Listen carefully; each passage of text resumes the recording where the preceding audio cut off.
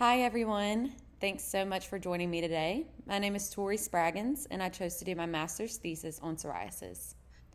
I chose psoriasis to research further because it is a prevalent condition that affects more than what the naked eye can see.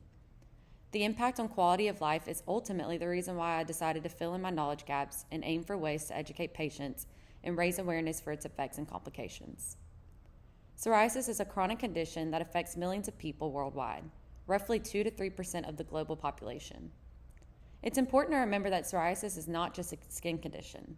It's a chronic autoimmune disease. This means that the immune system, which usually protects the body from infections, mistakenly attacks healthy skin cells. This results in the rapid buildup of skin cells, leading to the scaly patches you see here.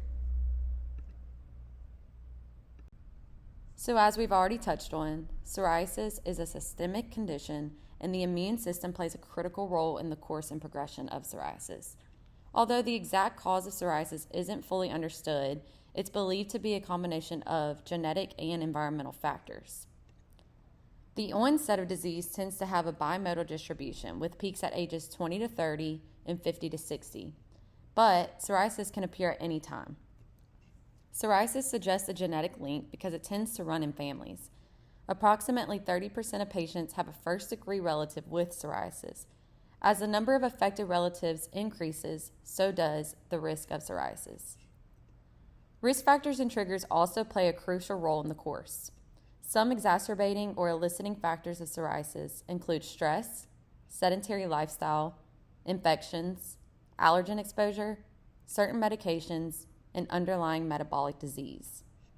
There are 5 types of psoriasis: plaque, guttate, pustular, inverse, and erythrodermic. These are listed in the order of prevalence. For the remainder of the presentation, we'll be focusing on plaque psoriasis, which represents 80% of psoriatic cases, making it the most common type. Chronic plaque psoriasis is your textbook case of psoriasis, including the sharply demarcated red scaly plaques with silvery scales. So now let's move on to the signs and symptoms of psoriasis.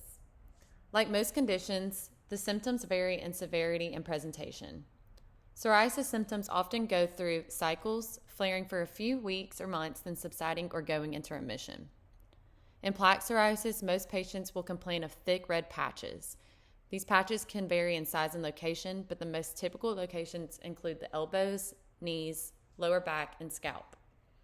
Patients may also complain of skin cracking and bleeding, especially in the areas where the plaques form. These affected areas often feel itchy, or patients may also complain of burning or soreness. Psoriasis can also affect the nails, causing them to become thickened, rigid, or pitted, in which we refer to this as nail psoriasis. The nails may also become discolored or separated from the nail bed. Some courses of psoriasis can also lead to psoriatic arthritis, which is a complication of psoriasis.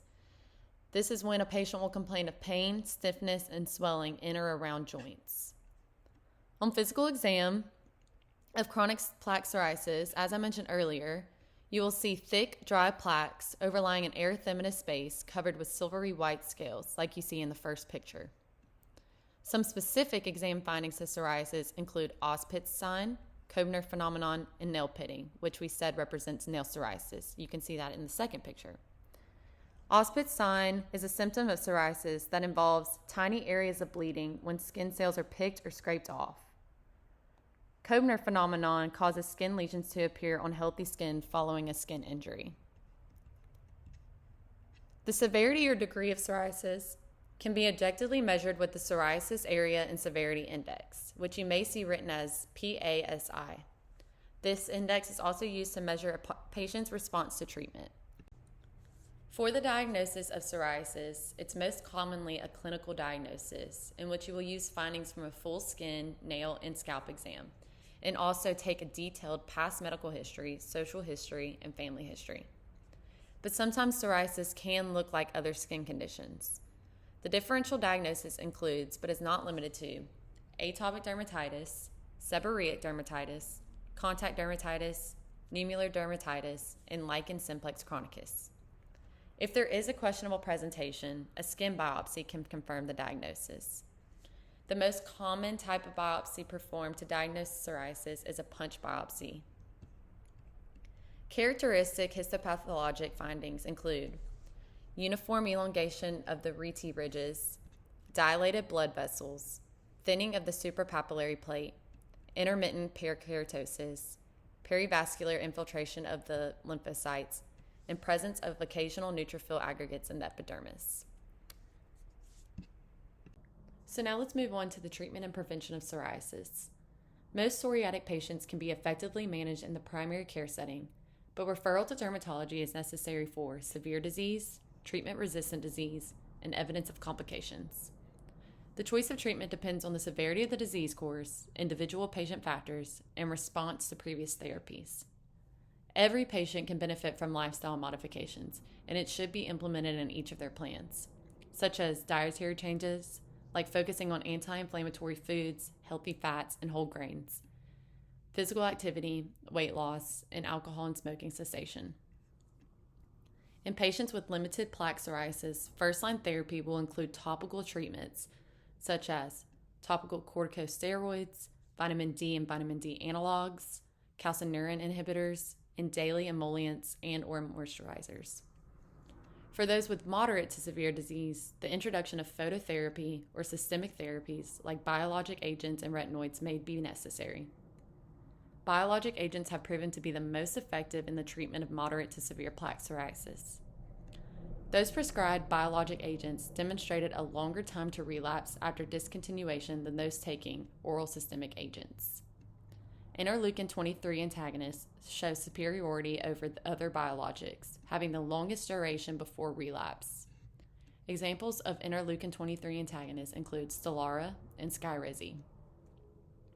Although there is no cure for psoriasis, there are several ways to manage and prevent flare-ups, such as moisturizing, avoiding triggers, limiting sun exposure, managing stress, and adhering to implemented lifestyle modifications.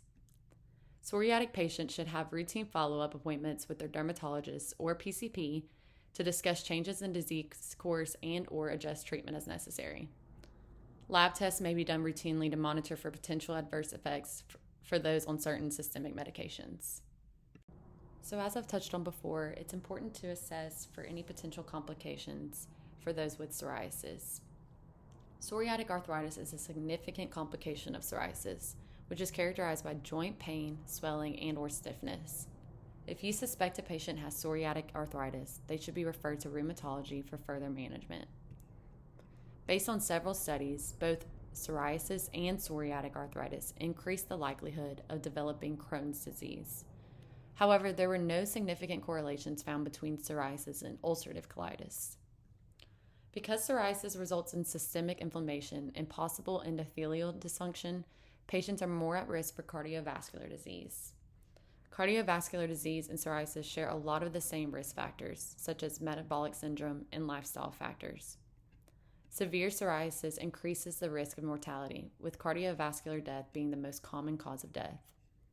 It's also important to recognize that depression and anxiety are common in patients with psoriasis due to the chronic nature of the disease and treatment burden. Also, the psychological impact, such as stigma and body image, physical discomfort and pain, and impact on daily life and activities. Here are the references I used during my research on psoriasis. I hope that you can take this information into your clinical practices one day. Thank you so much for listening.